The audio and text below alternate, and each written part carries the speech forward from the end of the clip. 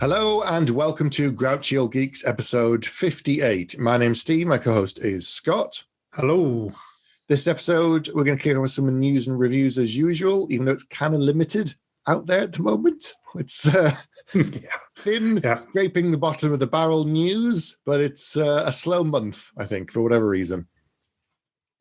Yes, so my first bit of news, which is actually something that I can't really talk about because I have not watched it. Okay. But a comic that I know we talked about probably quite a few years ago now that's been turned into a Netflix show, which is Sweet Tooth.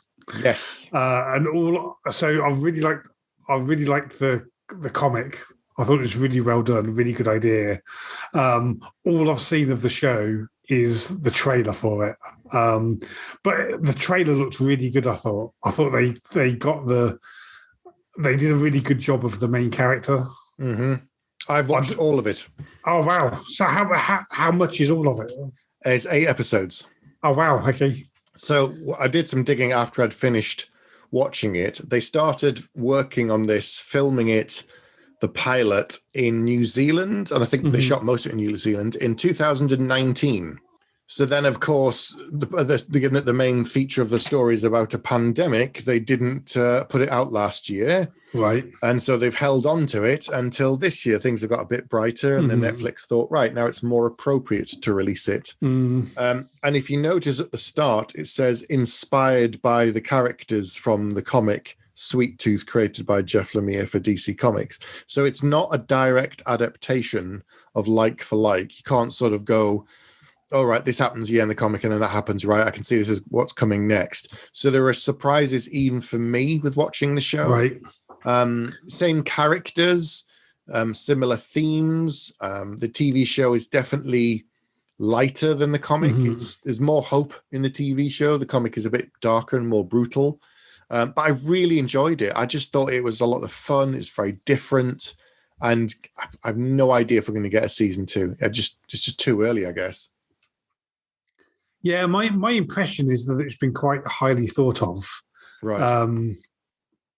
And the trailer, so the trailer looked very, obviously I've not seen the show, but the trailer looked very similar to the sorts of stuff that I remember from the comics. Yeah. But I'd also read what you just said, that tonally it's very, very different. Yeah. There's more hope. I mean, the character of Gus, who's the boy with antlers in the trailer, he was always the positive one.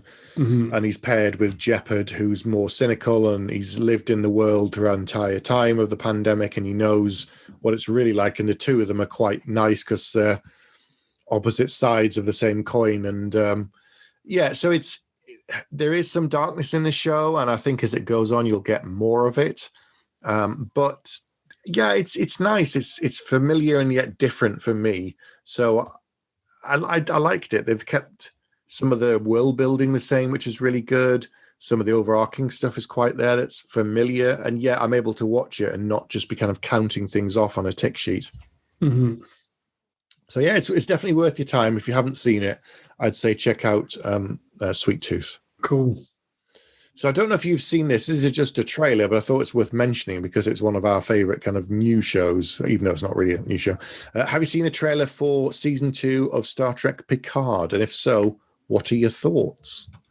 So I have seen the trailer. Okay, good. I saw the trailer about 5 days after it came out, and I had no idea that there'd even been a trailer coming out for it. There wasn't a whole lot to go on, to be honest. I'm, obviously happy to see Patrick Stewart back in action again. It's a bit weird that they made the decision at the end of the previous season that we're now essentially watching robot Picard rather than real Picard, which is slightly strange. It was cool to see very, very briefly, it was cool to see John Delancey as Q. Yes. Obviously looking quite different, but sounding exactly as I always remember him. Of course. Yeah. So it was good to see. I'm really pleased it's coming out. Yeah. But I didn't really feel like they gave nothing away at all. Which is usually a good thing, because normally trailers absolutely. give too much and you go, oh, well, I know what the story is now. You know, I kind of hope that one of the first things Q does is when he meets him, he goes, oh, you're not a squishy human, and just kind of snaps his fingers, and then Picard's human again.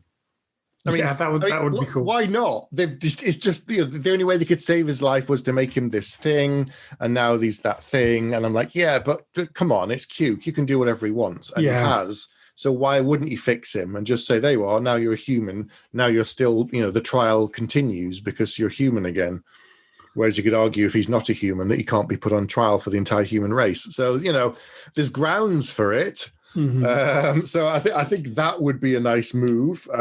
We haven't seen any signs of Guinan, even though we know that she and Whoopi Goldberg obviously are in season 2. Mm-hmm. They'll probably release some more trailers in the future that will give a lot more away, but I don't know. I'll probably watch the next one. If that's really good and interesting, I'll probably stop at that point because I don't want it to go into spoiler territory. Mm-hmm. It's just, they tell you too much. They always do. Yeah. It was cool to see. Yeah, I like seeing John Delancey. And obviously, John Delancey has aged quite a bit, whereas Q is like an immortal being. Well, In my head, they're going to do it by like Q saying, "Oh, you've got a lot older. I'll make myself look a bit like you," and then doing it that way. But we'll see. Maybe he's not Q anymore. There was one episode where he was turned into a human being. So, True. Yeah, we'll see what happens. Okay. What other news do you have? Not a whole lot, to be honest. Something. Yep. So I saw a review of something that I had no idea even existed until I was looking up stuff today, which is a review of season 2, episode 3 of something, which makes it worse. I had no idea this thing existed. Right. Which and it looks like a really cool show, and the source material I really, really love. So how it passed me by, I've got no idea. I don't know what it's on, but it's a review of the new apparently War of the Worlds TV show. And this isn't the BBC version that's a few years old. Yeah. It's obviously not the Tom Cruise version. And it's obviously a show that's been made and remade many, many times over. But I had no idea they were doing it again. And it looks really good and it sounds really good.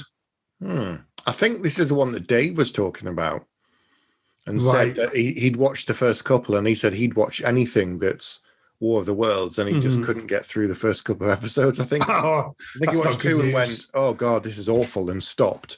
But like you, he's a big fan of it. I haven't even tried it myself because I thought, "Oh, okay, that doesn't sound good from a super fan." Yeah, that's not a good sign. I should. Apologies, Dave. I should pay more attention to you. Well, try 1 or 2 and see if you can get through it, and then when you see, compare. But it didn't sound good. I thought, okay, we've had so many remakes of it and so many interpretations of it. I thought, all right, I guess we'll see. But that doesn't sound very promising. So my next bit of news is something that's actually quite interesting, and it's something that you and I and Barry and many others have spoken about many times in the past. And we always said, why don't they do this? And it probably never would have happened if not for the pandemic and if not forcing a change in how we look at events and moving them online and working online and so on. So as the world slowly begins to unlock, as the vaccination program rolls out, especially in, across Europe and America, they're starting to look at opening conventions again. And the organizers and the owners of a number of events are Reed Pop. So they own New York Comic Con, C2E2, which is a big Comic Con Expo thing in Chicago. Also, the London cons as well. The MCM ones are owned by Reed Pop now. And for the first time, they will be offering live stream panels for those who can't attend. Yeah, interesting. So they've said through a series of surveys over the past year, we asked nearly 100,000 fans what they wanted to see and how they wanted to see it.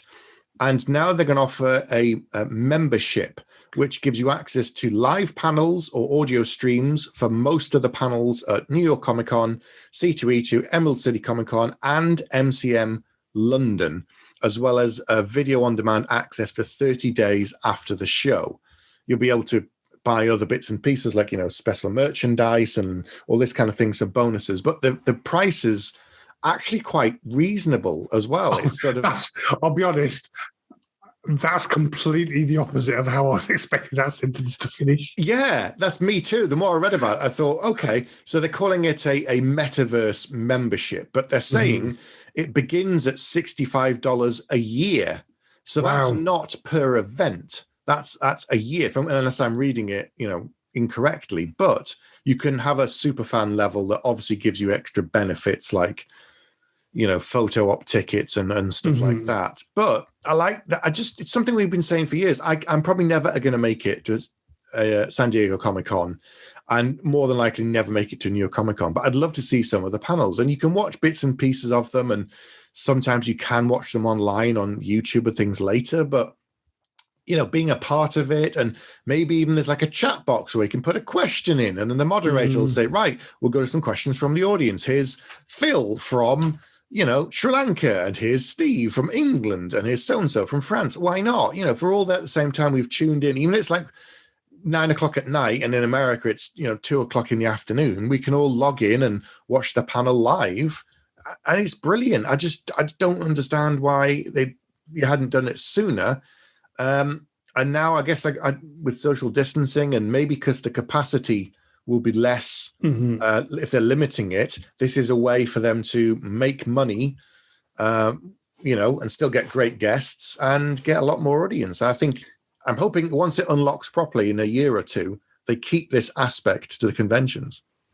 Yeah, that will be the interesting thing, to see what happens in a year or two. And I think that, for a long time now, we've had the technology and the internet access and the bandwidth to do this sort of thing. Yes. But I think kind of, a lot of companies have been kind of culturally opposed to people working from home. Oh, yes. And it was only the pandemic that kind of forced the issue, but that people have realized that actually it is perfectly okay for people to work at home, and people can do normal jobs and in many cases have better quality of life. Yeah. And I don't think, obviously, as things get back to normal, things will fall away from that somewhat, but I don't think we'll ever go back to things being exactly like they always were. And in some cases that'll be better, in some cases that'll be worse.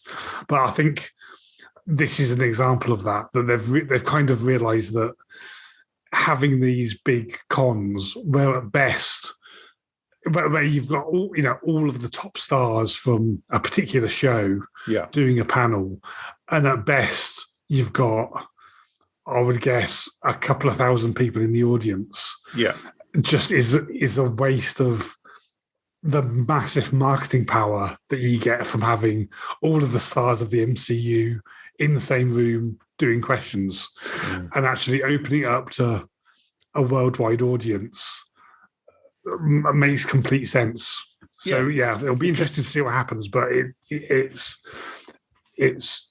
feels like the right thing to do. It's common sense to me, because all of these things have a global audience, and sometimes when they put out a trailer and it says you can't watch it in your country, I think that's so blinkered an approach that the world is more connected than ever before. So trying to limit things, I understand certain TV shows can't be released on certain platforms if there isn't an equivalent and there isn't the licensing and so on in certain countries, like Netflix and all the rest of it. But for something like this, where you say, right, you pay $20 and then you can watch the panels, or as many as they're able to do, online, and if you can't watch it, you can listen to the audio of it live. Because of spacing capacities, they have to limit for safety now, because of COVID and stuff restrictions. So they said they are going to have a limited event capacity, but they haven't specified the figure. So there's going to be, a tighter scramble for get tickets. And if you can't go in person, everyone will be like, right, I'll just log on and listen and watch them. And, if I can't do it live, you get it up to 30 days after to watch the videos. It's brilliant. It's just, and as you say, the test will be once things go back to normal. But if they can sort of say, right, hang on, in 2 years' time, we can have normal capacity of 250,000, and yet we can still get another 50,000 people buying tickets for exactly what we're putting out anyway, and get all extra money for doing very little extra work. I'm like, why wouldn't they do this 10 years ago? Well, yeah, 10 years ago, broadband was working then. But as you said, it's perhaps just reluctance, but they should hopefully make it more of a global audience and get people engaging online in ways that they haven't done before. Submit questions, even zoom in on a call and ask a question or something, or why not, Anyway, hope fingers crossed. What's your next bit of news? So this really isn't news, but I was reading a really interesting article on Den of Geek, basically called Star Trek: The Rise, Fall, and Rise Again of the Planet of the Week storytelling. Right. And what they've been talking about is, Star Trek was one of those original shows where it was literally Planet of the Week. They'd go to a new place every week. Yep. They'd come across a new set of problems, and then basically the show would reset, and then they'd just do the same thing week on week. And there was a whole glut of shows that were doing that, all through the 80s, all through the 90s, and not just outer space sci-fi, but things like the A-Team and the Incredible Hulk, and that was par for the course. And then we've reached a point where that kind of became unacceptable, and now we're used to much more sort of a continuous narrative. So you were talking about Sweet Tooth and all those 8 individual episodes. My assumption is it's kind of one overarching story. Yes. And now we're used to what we call TV shows being actually just really, really long movies. But one of the things that Den of Geek were talking about is actually with the new Star Trek show that's coming out, and I don't mean Picard, but I think it's called These Are the Voyages. Yeah. Or something, which is going back to a much more episodic, this Planet of the Week format, and it mentions the Orville, and it mentions some other stuff as well. And that's something, as much as I love these continuous narratives, and they're really good, is I'd be excited to see more episodic things come back as well. Yeah, I think there's a thirst for both. There's been a big shift towards continuous story across shorter season now, because there's less need to have the 20, 24, 26 episode season, and syndication and all that stuff doesn't mean anything now in a global audience. But yes, the episodic feel of things is sometimes nice. You can just tune in, watch an episode, and that's it. You don't need to know everything to come back the next week. You can just pick up the familiar characters. So I think there's room for both, but I think the continuous story will remain the most popular for the time being. Oh yeah, I agree completely. But it'll be nice to see, like you say, there's room for both, and it'll be nice to see a new set of more episodic things coming in as well. Yeah, definitely. My last bit of news isn't really much news as such. It's more the kind of talk about what's coming up. So David Harbour, who we know from Stranger Things and Hellboy and the new Black Widow film, has been talking about season 4 of Stranger Things, saying that he's had the scripts, he's been reading them, he really enjoys it, he thinks it's the best season yet, but that also it's setting up the series ending because season 4 is the penultimate season, I believe. There's only going to be a 5th season. They talked about this before. They said, everyone's like, oh, is it going to be 6 or 7? And they said, no, it's going to be 5, and that's it. And obviously, we've now had a longer delay. It's going to be even more difficult because last year, was it last year? They struggled to hide the fact that the kids had sprouted up so much, and they put them in big clothes, but you could see they really weren't as young as they as they were before. Yeah. And they're becoming, older teens. And so this season looks like it's going to be very, very interesting. They're not just in Hawkins anymore, because I won't say what it is for those who haven't seen it, but at the end of season 3, there was a hint that Hopper was somewhere else in the world, character. So they're going to expand the stories in season 4 beyond Hawkins. There's a lot more stuff going on. He talks about his character having a bit of a rebirth, that we've seen him as one thing in the show, and because of what's happened to him, he's going to come back quite a different person and sort of evolve. And so he's looking forward to the challenge of that. But yes, he said he's really enjoying the script. It's a great season and he can't wait for people to see it. But we don't have a release date yet. But I'm hoping we should hear at least soon when they're going to release. I think it's going to be sort of autumn this year, but that's just me. Yeah, I really need to get onto that, because I watched season 1 and absolutely loved season 1. Like, watched it over a weekend, most of it in a single day. Yeah. And just couldn't get enough of it. And then I started season 2, and for some reason, it was probably just my state of mind at the time and nothing to do with the show. Yeah. I couldn't kind of regain the same enthusiasm for it. But I've not heard bad things about it at all. Oh no! I just need to get back onto it, because that first season, I absolutely loved every second of it. It's such a great show and so different and interesting. So yeah, it's worth your time to go and get back to it. We got 2 seasons to watch before the new one, which is whenever later this year. Yeah, I need to get busy. Yeah. So do you have any more news? No, that was it. That was it for me. And like you mentioned at the beginning, I was already scraping the bottom of the barrel. So it's time for me to stop digging, I think.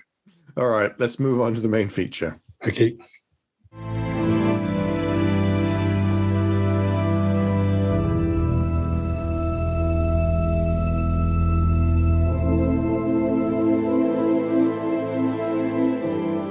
Hello, welcome back. So in our main feature, we're going to be talking about Christopher Nolan.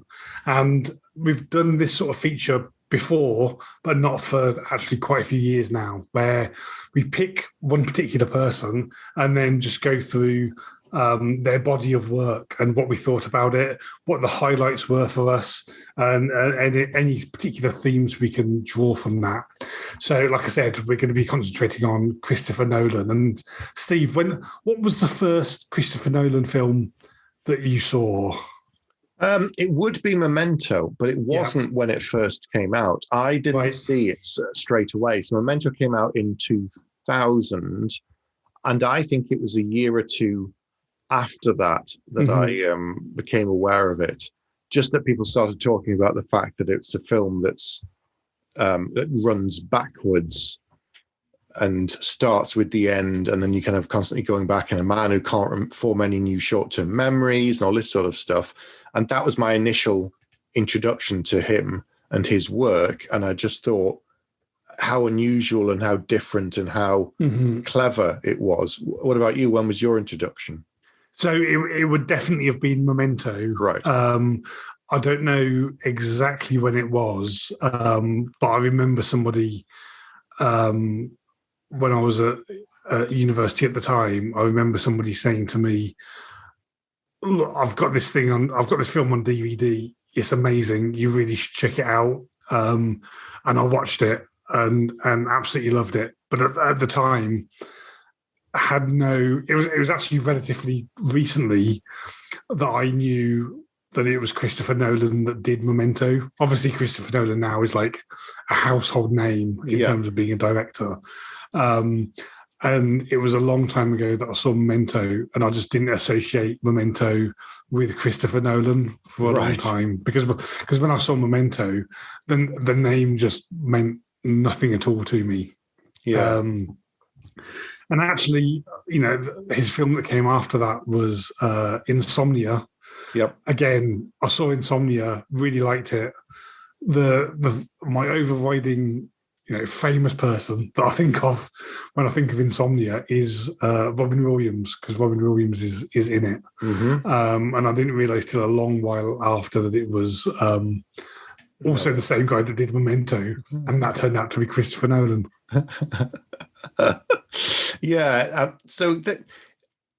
Memento is a very unique film. It's very, very different. It's very unusual. But then you get something like Insomnia, which has got, two of the biggest names in Hollywood. You've got, Al Pacino and Robin Williams. And it felt like an odd step for me. I guess, if you're a young filmmaker, this is 20 years ago, he's done a couple of films at this point. He hasn't done many. And he's gone from something that was so unique and different to being, I don't want to say boring, I don't want to say plain, but it's more ordinary than other films afterwards. I mean, it was quite a good film.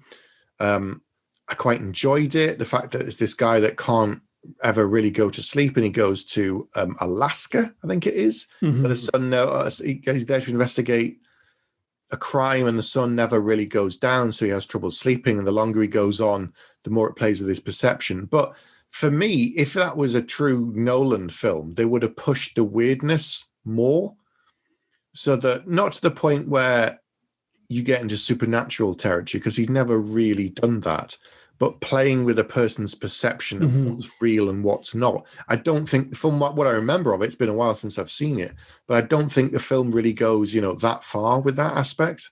What do you remember about it? Out of his films, we'll talk about the Batman stuff in a while, I'm sure. Yeah. But out of his non-Batman films, this is probably the film of his that I think of as kind of being the most mainstream, which isn't to say that I think it's a bad film at all. No. I like it, but it's the most kind of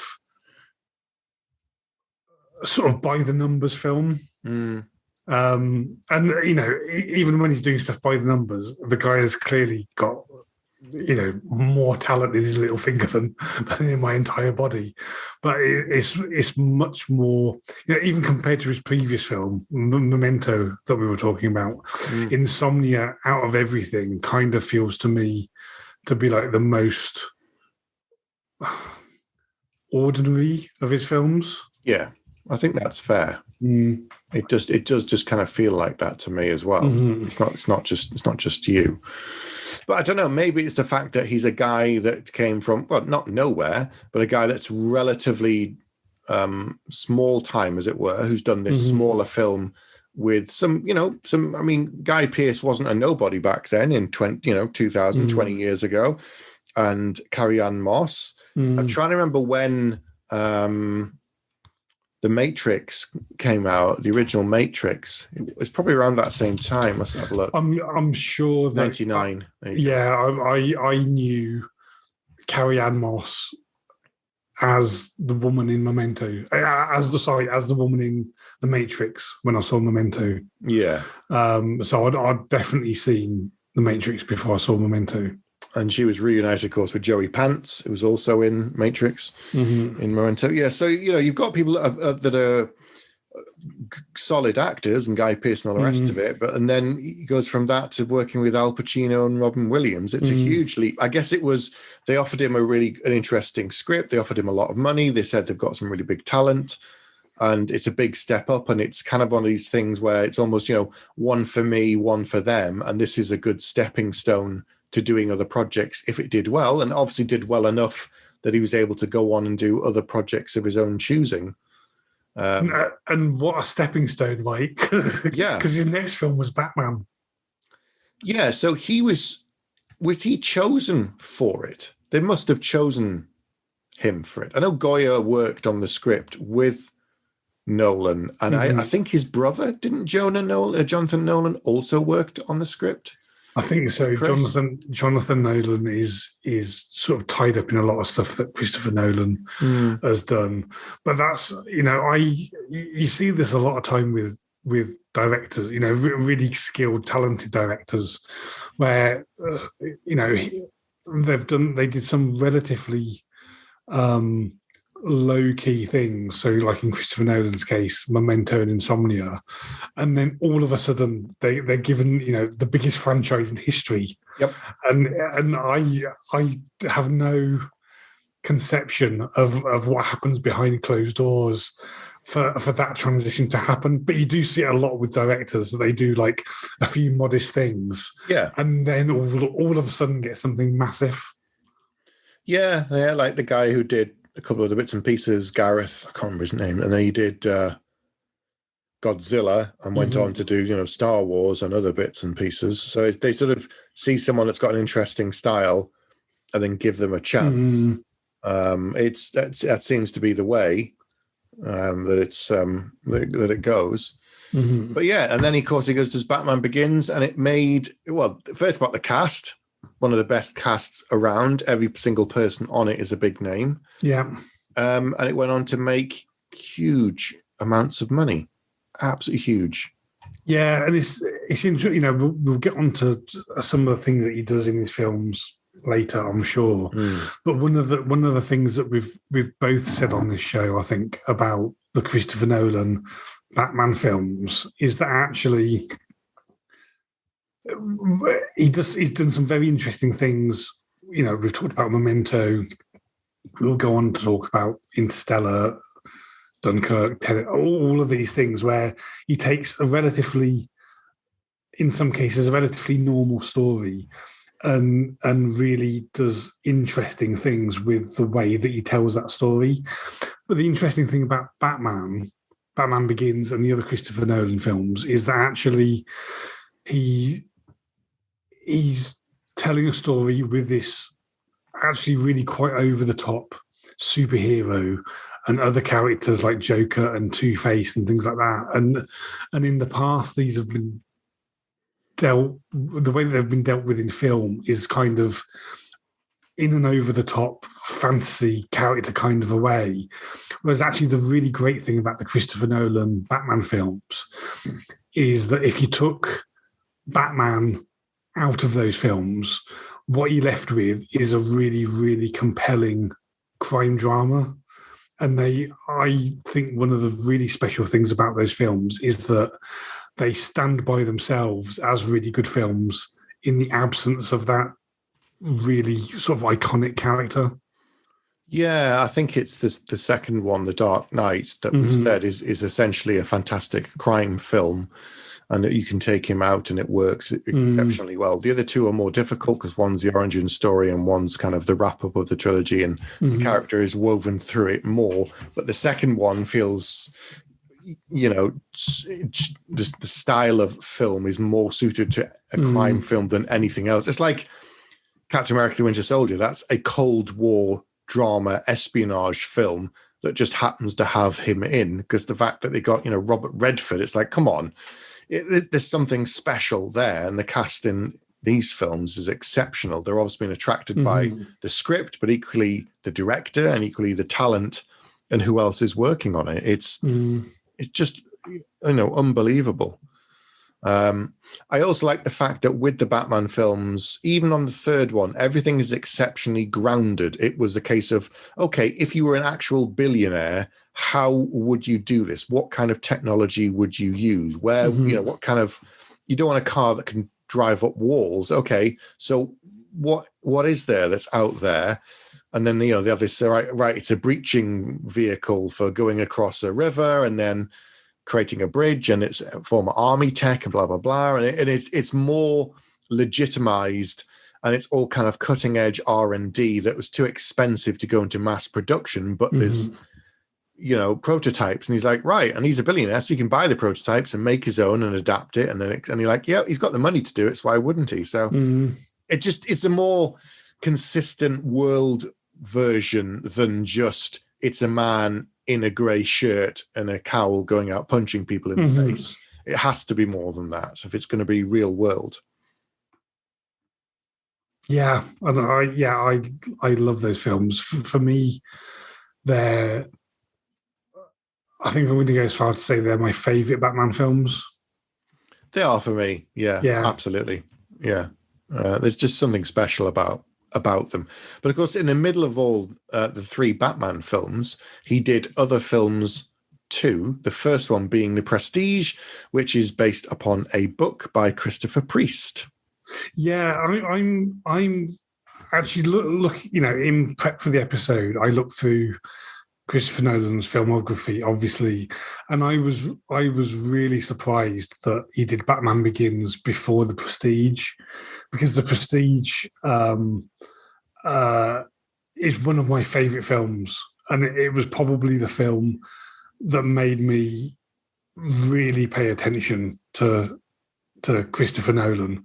And by the time the other film that came, in between his Batman trilogy is Inception, and definitely by the time Inception came around, it felt like it was going to be special because it was a Christopher Nolan film. Yes, but so by that time, he was already, everybody already knew that he was special. And I thought The Prestige, I was really surprised that The Prestige came after Batman Begins, because I really love the Prestige, and the author has done not just The Prestige, but he did another book called The Glamour, which I also really like. So yeah, I absolutely love that film. I don't think we've ever spoken about it. What do you think of it? No, I met Christopher Priest as well a couple of times, and I spent 2 or 3 days with him in the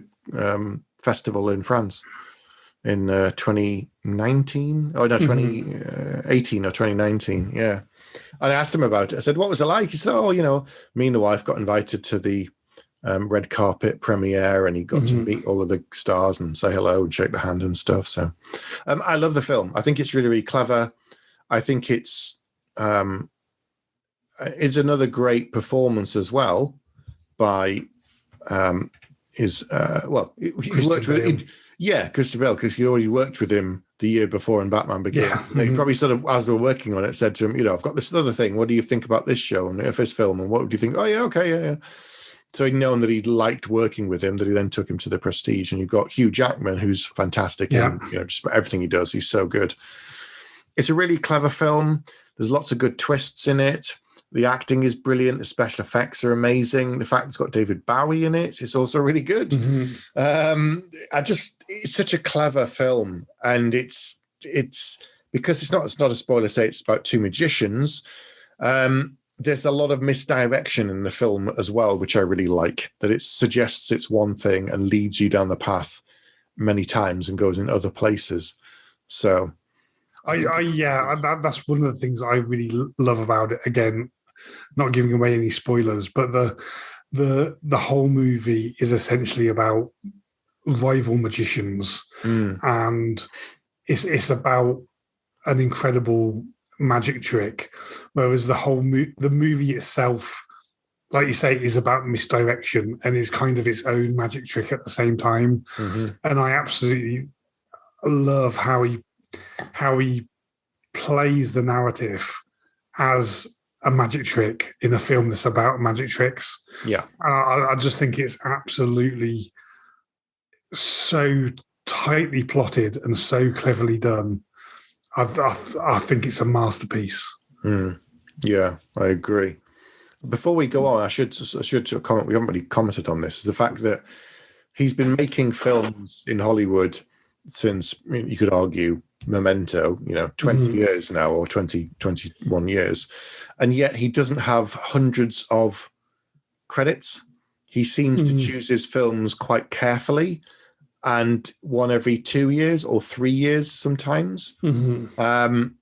I guess it's, through choice. He's been careful. He's written other things. Of course, he's done other things that he hasn't directed.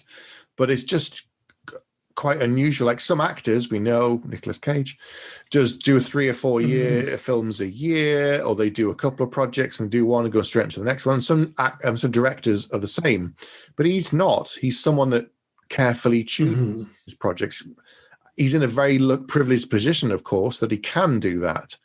But it's just very, interesting, and he's more uncommon than some directors. And I guess he's more of an auteur by choosing the projects that he wants to do. So it was worth mentioning. So then his next film was The Dark Knight, which we've already kind of touched upon. Yeah. And then Inception, which I know that I mentioned, but what do you think of Inception? I saw Inception at this. I think I saw that one at the cinema, and it's one of those experiences. There's some that just stand out in your mind. Seeing Interstellar stuck out my mind a lot. It's one of the best cinema experiences I've ever had. And Inception was very unusual because it's one of these things where you have to pay attention. You can't drift off. You know, there's action scenes. It's quite a long film, but it was so clever and it was so different there again to anything else that I'd ever seen at the cinema. You can't say, oh, it's a bit like this or it's a bit like that, because I can't think of another film that does what it does. I don't even know where the story came from or who wrote it. I think he and his brother wrote it. Right. Yeah, so he wrote and directed it. But what did you think of it when you first saw it? I loved it, and I've not actually seen it for a fair while now. So it was probably the last time I've seen it more than once, but probably the last time I saw it wasn't all that long after it came out. But I really liked it. I thought it was very, very cleverly done. Yeah. I like the way that it kind of ends a little bit on a cliffhanger. No spoilers. I like that was probably the first time where one of these. So the theme of time occurring a bit differently, yes, which we'll talk about, definitely occurs in Inception, but kind of a directorial calling card almost is how much he tries to do lots of his sequences in camera physically.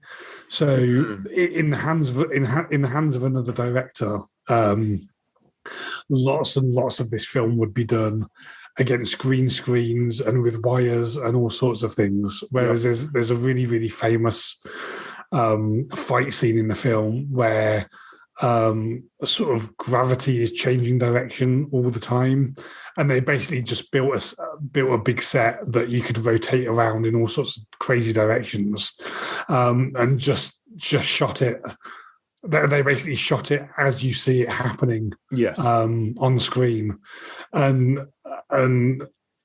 that's kind of one of his calling. That's definitely one of his calling cards now. That if he can physically shoot it, then he will. And you can tell it's it just feels much more real than them doing loads and loads of green screen work, and then just doing everything with CGI afterwards. It's true. I mean, I'm not going to dump on them because I love the films, but the Marvel films, you get to the point where sometimes the CGI just feels, despite how good it is, you can really feel it. So I'm actually rewatching at the moment Spider-Man Far From Home. And, his suit is there and he does something and his mask just comes off or it just comes on. And I'm like, yeah, I can see that. I know that Tom Holland is stood there in a grey bodysuit and they've just painted it on and then painting it off again. And there's a couple of scenes where he actually just takes the mask off himself and you can see that it's a real one. And I'm like, it just feels better. It used to be that CGI was very clunky in old films and TV, and you look past it and go, oh yeah, that was just the times, that's just how it was. And you accept it, and then they maybe update it or they don't. But having physical stunts, it just works so much better for me. Your eyes tricked by the CGI and how clever it is and all the rest of it. But the things he's done in Inception, the things he's done in Interstellar, it's the same with Denis Villeneuve. He does physical things as much as he can in his films, and it just works better in frame for me. Yeah, I agree completely. And there's we'll get on to talk about Dunkirk, but there's scenes in I think there was obviously some CGI in Dunkirk, but lots of it was done physically in camera, basically as you saw it on screen in the movie, and you can really tell, stuff with like towards the end with the Spitfire flying around, that it just looks real in a way that it feels like CGI couldn't quite pull that off. Yeah, there's that famous trench scene all towards the start of the film where it runs down a trench for, I don't know, a minute and a half, but it's all real. It's one continuous tracking shot with hundreds and hundreds of extras. And we've seen it in Saving Private Ryan, where they have 20 people and then they copy them and then they do it again and they do it again. And then it creates the beaches of Normandy. And they've used a couple of hundred extras, but they've made it look like thousands. And it's when it works, it's okay. But years on, you get something like this, and it's just one shot. It's just spectacular. It just works really, really well. And it makes you feel more like you're there than the fact that they've just CGI'd soldiers over and over again to create this kind of montage feel or something. Yeah, and this is definitely no criticism of the incredibly talented visual effects people out there doing those CGI, but just when it's used sparingly, like in Inception and Dunkirk and things like that, it just elevates everything to the next level, I think. And one of my we will talk about Tenet, I'm sure, but one of my favorite facts about Tenet is there's a bit in Tenet where a Boeing 747 has to crash into a building.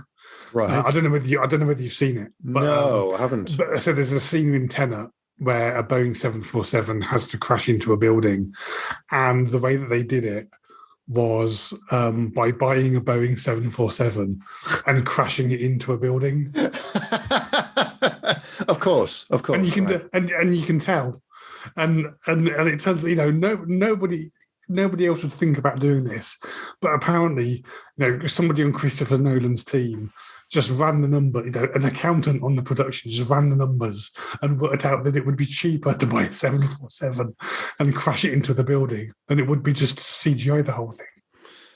Yeah, and if they're blowing it up, they're not blowing it up near to the degree as you would with the CGI added on top. So you can just keep ramming the same plane into the building. Oh, well, I think they. This was they probably didn't have a lot of opportunity to do this, and obviously they didn't do it with an absolutely brand new 747. No, they buy one that's kind of got a second-hand one. Yeah, that's retired, that isn't ever going to fly again, and they kind of shove it into shot, blow it up, and then right, do it again. Yeah, and it's still cheaper with all of the VFX and the explosives that they use on film sets than actually spending hundreds and hundreds of hours on on special effects and something and however many people. Anyway, I think my favorite film of his, looking back, if I discount the Batman ones because they're kind of very, very different, I think my favorite film that he's done is Interstellar. I haven't seen Tenet yet, so I can't really comment on that, but there was something special about seeing Interstellar. I saw it on a very, very big screen with surround sound on a IMAX cinema. And that was absolutely amazing. CGI in that, obviously you have to do it. CGI works best for me where there's things that are stretching imagination or beyond what's physically possible. And this is they're going to other planets, they're going into space and so on. And it stands out even now, years later, as a memory of having seen it in the cinema. 2014, I think it is, yeah. Yeah, and interestingly, for some of the CGI, there was actually scientific papers in physics that were published off the back of Interstellar. Right. Because one of the things that they CGI'd was basically how light bends around a black hole. Yeah. And nobody had ever done those calculations before. So they found a tame physics professor who was willing to do it. He did it, and that it was sufficiently novel research that got published in a physics journal. Wow. About the maths behind how how light bends around a black hole, and nobody'd ever done it before, which is why it was publishable. Yeah. But actually, it was, even though it's CGI, they were careful enough about trying to keep it as real as possible to get to not just do something that looked cool, but to actually do something that, as far as we know, is physically and mathematically correct. Yeah.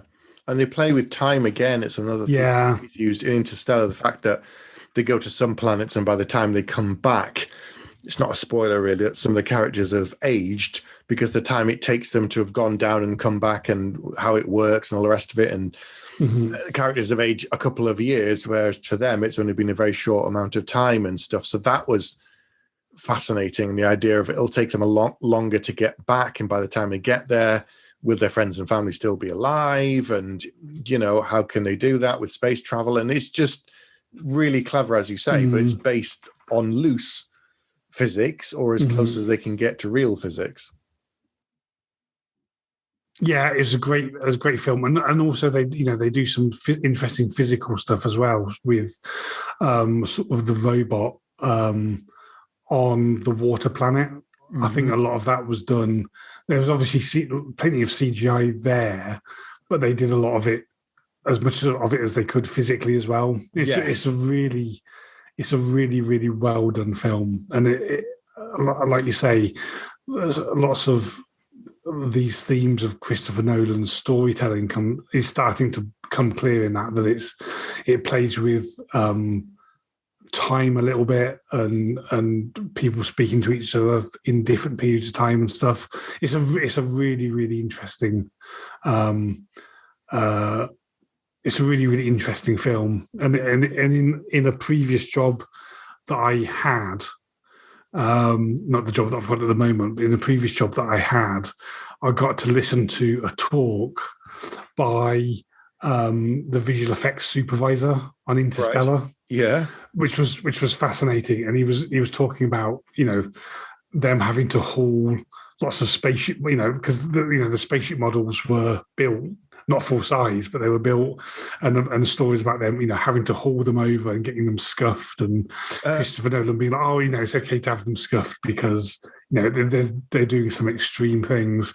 And actually, the one piece of Christopher Nolan knowledge that I have came out of that talk, which was he doesn't own a mobile phone. Right. But obviously, if you're as important as Christopher Nolan, you have a team of people that are able to tell you that, Steven Spielberg or Disney are trying to get in touch with them. So you don't need to own a mobile phone. Yeah. Well, it's like Bill Murray. He has no email address, no, mobile phone. The only way to get him on a project is you ring a voice answering service and you leave a message saying who you are and what you want. And if he rings you back, great. If he doesn't, that's it. That's the only way. And I'm like, okay, I want to be that kind of eccentric. You get to the point where people are calling you can do that. When you're hustling and trying to get work, you can't be that choosy with staying in contact or not with social media and mobile phones and stuff. But what a way to live, eh? What a way to live. So you've seen Tenet, and obviously it plays with time again. Yes, and actually, so his film before Tenet, between Interstellar and Tenet, was Dunkirk. And I don't know if you've seen Dunkirk. No, I've only seen pieces of it. So let me talk about that briefly, because that. So I've nothing against them, but speaking personally, I don't particularly watch war films. They're just not things that in general particularly interest me. But by this point, Christopher Nolan was so famous and I thought of him so highly that actually his name attached to a war film, a Second World War film, was enough to make me go and watch it. And I actually saw it at the cinema twice, which I never do nowadays. No. and it tells a relatively straight World War II story, but even in this World War II story, and this is kind of relevant to what we're going to be talking about in a bit, I think, about some of his themes. Yep. He plays with the timeline there. So he tells the story of Dunkirk from 3 different points of view. So he tells it from the point of view of the boats that were dispatched from England to go to Dunkirk. He tells it from the point of view of Spitfire pilots that are flying over there. Yep. And he tells it from the point of view of the soldiers that are stranded on the beach. And actually, by the end of the film, all of those 3 groups of people come together at the same time. But actually, as the movie goes on, you start to follow one group of people a week before the end of the film starts, and then another group of people 3 days before the end of the film starts, and then one of the other groups an hour before the end of the film starts. Oh, okay. And so you're actually seeing you're seeing kind of how these 3 different groups all ended up being at the same place at the same time, but those stories are evolving at different rates as you go through. And it's really, it's one of those things where actually I can't imagine how I think a lot of storytellers, it would never occur to them to tell the story like that. But actually, when you see it you kind of makes you think, or it made me think that actually, although it's very original, there's almost no way to effectively tell the story any other way. Right. Okay. And it's I absolutely love it, even though, like I say, it's not my sort of film. I've seen it actually quite a few times now, and I think it's a brilliant piece of work. I think it's a masterpiece. So time started the idea of playing with time all the way back in Memento. Mm-hmm. You get it again, probably not until until Inception. I would say there's nothing really of prestige to do with time. No, Inception, and then Interstellar, and then Dunkirk, and then Tenet. So that's sort of 5 or 6 films over 20-year period that he keeps revisiting this theme. And obviously, there's something there that he just keeps going back to for some reason. It's his go-to theme, it seems like. Yeah, and it's interesting. So with things like, so in Memento, he plays with the timeline in the sense that although everything is happening normally in the film, because you've got somebody with no memory, the way that he sort of expresses those experiences is by basically showing the film backwards, and it's very, very cleverly done, and it's a brilliant narrative device. And that's kind of similar with Dunkirk as well, that he's messing around with the timeline, not because the characters in the film are experiencing time any differently, but it's being done as sort of a narrative storytelling device. Yes. But there are other films like Inception and Interstellar and Tenet, where actually what the characters are actually experiencing is an upset in the timeline as well, which is really interesting. And for me, the culmination of all of this was Tenet, which I know you've not seen.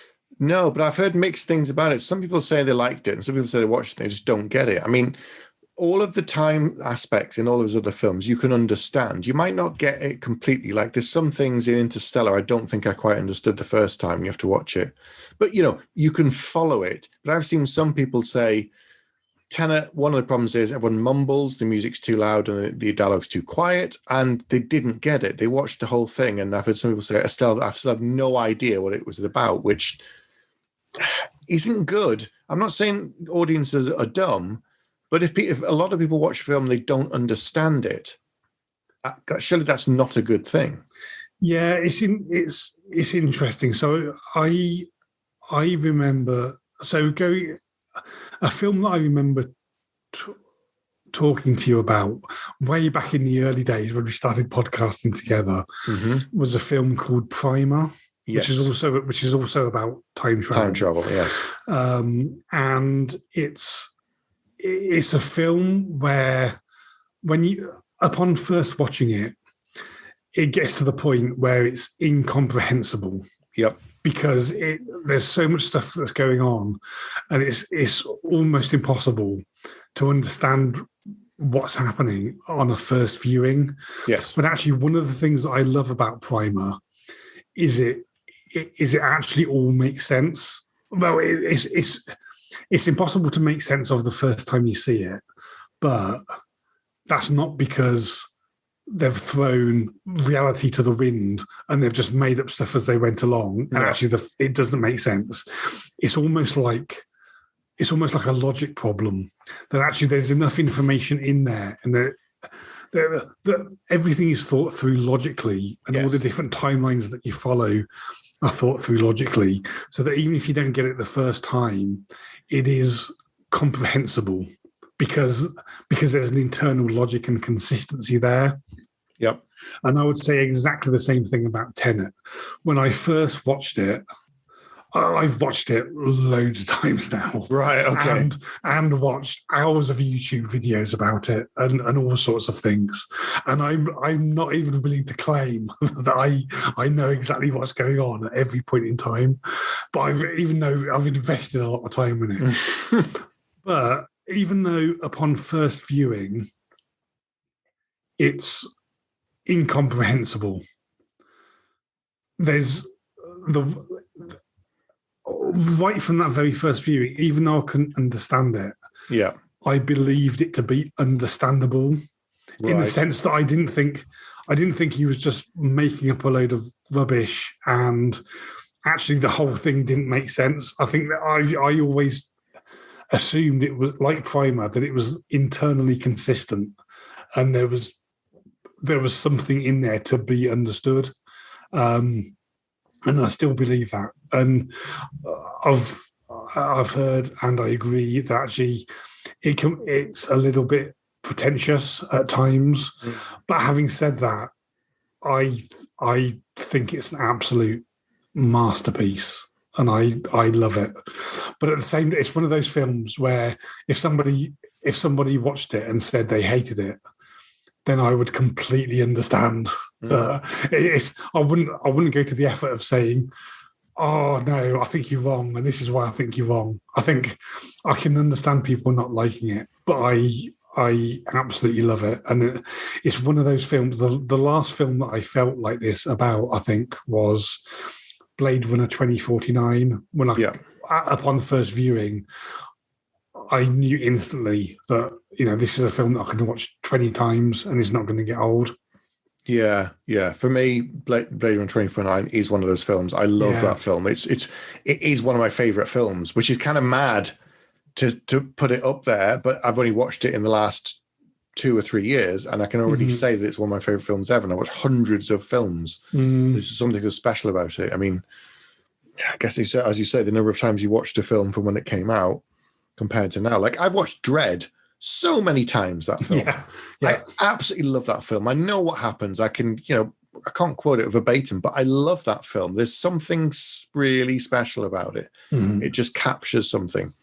And all right, so I haven't seen Tenet, and I can understand why you say, like, some people will say I don't get it. If the logic is internally sound, then I'm willing to invest the time to watch it and try and understand it better. But I know that some people just won't. Some people want to watch a thing, have it wash over them, have a good time, and that's all they want. And other people are more willing to kind of say, I'll spend more time with it. I'll watch it a few more times to try and unravel it. It really depends upon the viewer. But I've no idea how Tenet did at the cinema, because it came out in 2020, which couldn't not have been a good year for anything. It was delayed, and I think it was held up as being the film that would save cinema after the pandemic, and it don't think it did. It didn't deserve to have that pressure put on it, because it is very complex, and won't appeal to many people. And it's done all right. It didn't deserve to have that pressure put upon it, but I love it. Yeah, I think it's a brilliant film. So the budget, I'm just looking at Box Office Mojo to see how it's done. Mm-hmm. So worldwide, it's made $363 million, but that can't be much more than it cost to make it. I'm guessing. I don't know what the budget is. This is the thing. I'd have to try and find out what normally they put the budget, but they haven't this time. Mm-hmm. But it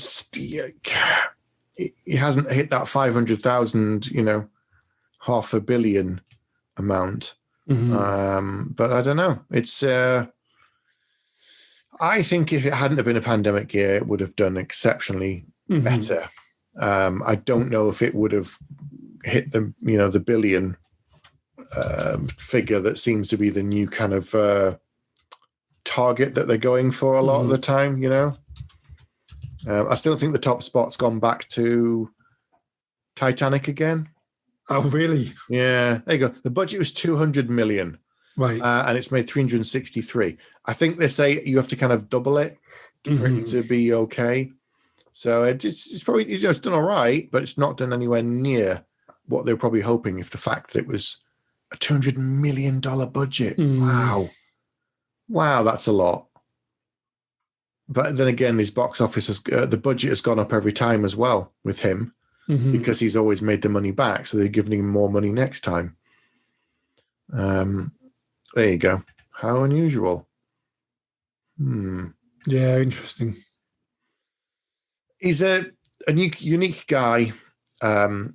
He's definitely has a specific and very carefully crafted career, a very unusual view of how he puts together films. He's an auteur of cinema. That there are, a handful perhaps these days. There are many directors that I would consider exceptional at what they do and are very, very good and a very unique style.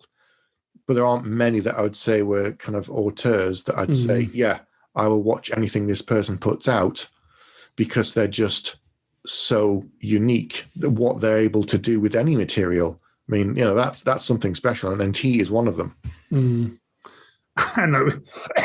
Like we were mentioning Blade Runner and Denis Villeneuve. Yes. And probably Christopher Nolan and Denis Villeneuve are the two people that just because they were directing it is enough to make me go and see a film. Yeah. And I'm not sure, there are other people that held that spot for me in the past, but wouldn't anymore, like Ridley Scott. But the two sort of currently active directors that will make me go and see a film for no other reason than they were a part of it is Christopher Nolan and Denis Villeneuve.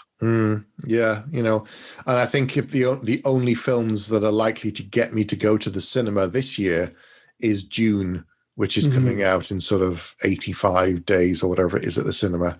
That's probably the only film I'll actually go and see, because seeing it on the small screen first would be a crime. It would just be awful to do it that way. Yeah. So even if I'm the only one in there, which I can hope I am, I won't listen to anybody chewing or slurping, then that sounds like a good day out for me, going to the cinema to see Dune. Yeah, I agree. So, are you a fan of Christopher Nolan and his work? Would you like him as a director? We're obviously both fans of his work and his writing as well as his directing over the years. He's certainly an interesting guy whose career that we will continue to follow going forward. So, you can get in touch with us in all of the usual ways. You can come onto the Facebook group. You can email us as well. And let us know what you think about Tenet, if you've seen it. Did you understand it? Have you unraveled it? Yeah, I'd be curious to hear what people think about it. Be interesting. But that's it for this month. We'll be back next month. But in the meantime, it's good night from me. And it's good night from him. Good night. Good night.